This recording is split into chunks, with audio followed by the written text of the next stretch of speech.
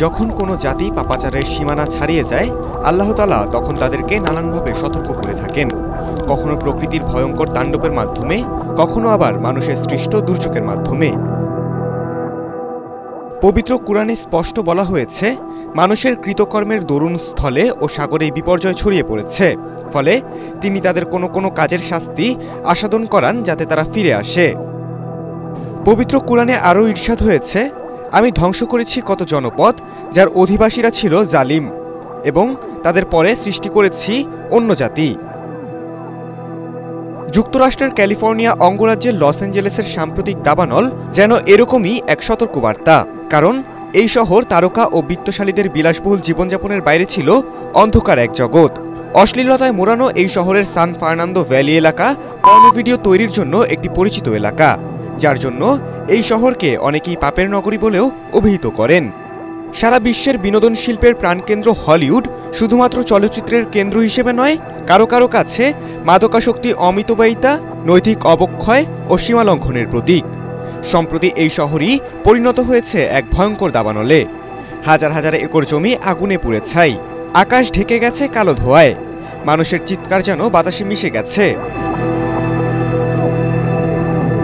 250-টিরও বেশি design option নিয়ে Walton smart fridge, বোঝে আপনার প্রয়োজন। লস অ্যাঞ্জেলেসে দাবানল শুরু হয় 7 জানুয়ারি। সেখানকার প্যালিসেডস ও অ্যাটন দাবানল দুটিকে সবচেয়ে ভয়াবহ বলা হচ্ছে।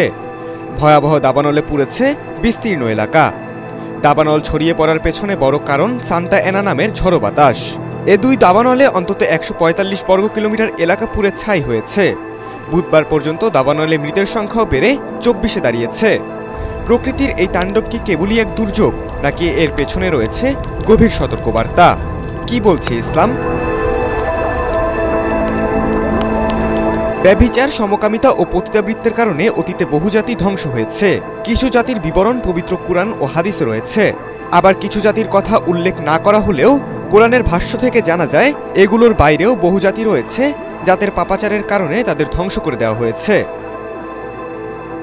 সেই সব অনুল্লিখিত জাতি ও জনপদের একটি পম্পেই নগরী। যৌনতার আগুনে ধ্বংস হয়ে যায় ইতালির এই অভিশপ্ত শহর। এছাড়াও পবিত্র কোরআন থেকে আরও জানা যায়, সমকামিতার মতো জঘন্যতম অপরাধের সঙ্গে জড়িত কাওমে লুত বা হজরত লুত আলাইহিস সালামের জাতিকে আল্লাহ তাআলা ধ্বংস করে দিয়েছিলেন, যাতে পরবর্তীরা শিক্ষা গ্রহণ করতে পারে। যুক্তরাষ্ট্রের ক্যালিফোর্নিয়ার এমন ভয়াবহ দুর্যোগ ইতিহাসে প্রথম নয়। আল্লাহ তাআলা বারংবার নানা দুর্যোগের মাধ্যমে দুনিয়ার মানুষকে সতর্ক করেছেন। খালিদুল ইসলাম তানভীর, এটিএন বাংলা।